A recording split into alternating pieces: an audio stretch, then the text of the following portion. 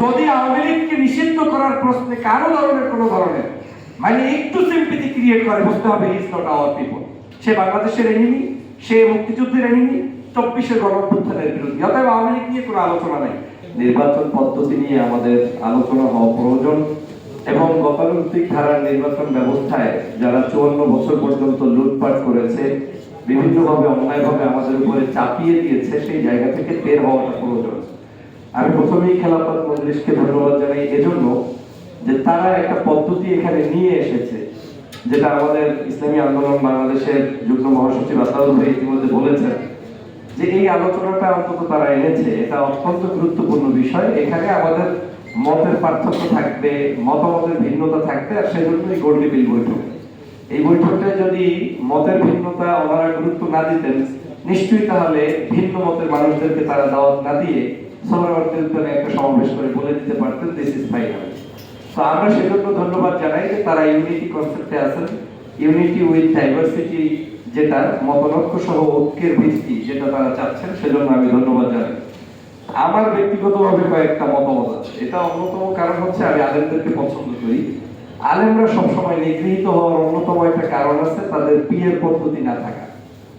বাংলাদেশের ভোটের বাসকে এখনো আমি চ্যালেঞ্জ দিয়ে বলতে পারি, মামুনুল সাহেব যদি বলে যে তার পার্টি পিয়ারের পদ্ধতিতে বাংলাদেশে নির্বাচন করবে, ন্যূনতম যদি তিনি 5% ভোট কাউন্ট করতে পারে সারা বাংলাদেশে, তাহলে তার সংখ্যা দাঁড়ায় 15টা সংসদ সদস্য। 30 বছরও বাংলাদেশে বড় রাজনৈতিক দলের সাথে জোট করার পরেও 15টা সিট আপনাকে দেবে এবং আজীবন আপনাকে গোলামীর রাজনীতি করতে হবে।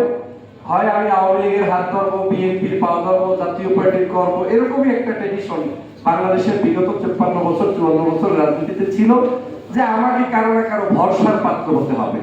এবং পাত্রটা কেমন? আমার উপরে সে ভর করে ক্ষমতায় আসবে, কিন্তু আমি থাকবো তার কাছে নিগৃহীত ব্যক্তি।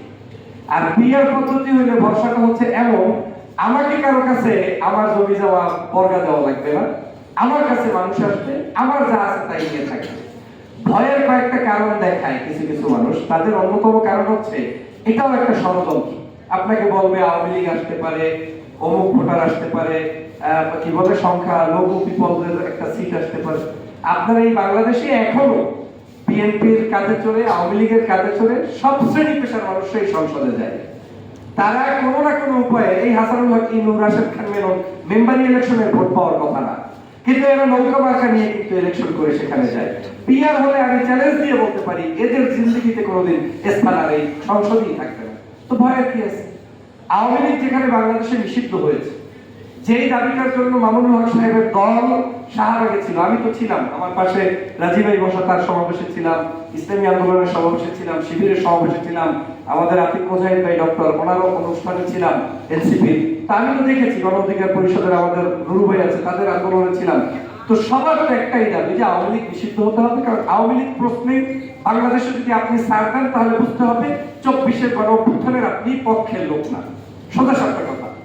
যদি আওয়ামী লীগকে নিষিদ্ধ করার প্রশ্নে কারো ধরনের মানে একটু সিম্পথি ক্রিয়েট করে, বুঝতে হবে he is not our people.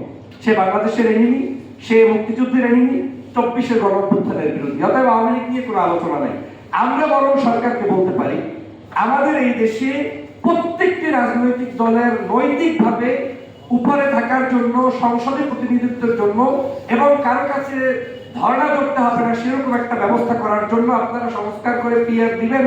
পাশাপাশি পিয়ারের শত্রু যে আওয়ামী লীগ গুলো যারা ঢুকতে চায় তাদেরকে চিরতরে বন্ধ করে দিবেন। এবং সেটার জন্য আমি ধন্যবাদ জানাই ফুয়াদ ভাইকে যে জাতীয় পার্টি ইস্যুটা টেনে এনেছেন।